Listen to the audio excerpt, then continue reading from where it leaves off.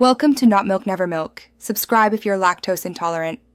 You start by checking what's actually dead, the case or the Airpods. You can read battery status on your phone or watch each bud's LED if visible.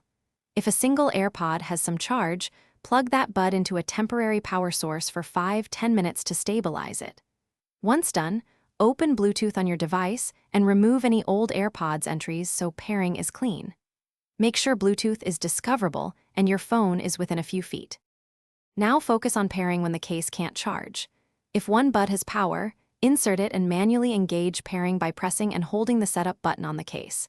If the case is dead, use the bud's remaining charge and your device's Bluetooth list to connect as a single earbud. If contacts are dirty, clean with isopropyl swab, then try a brief contact trick using a compliant charger or adapter to jump small charge, only if you understand the risk. Once connected, finish by adjusting to single bud operation or temporary fixes until you replace the case. Use your device's audio settings to enable mono and extend usability. This preserves connection and avoids dropouts. If you plan to continue using both buds, prioritize replacing or repairing the case. Third-party replacement or Apple service solve charging faults.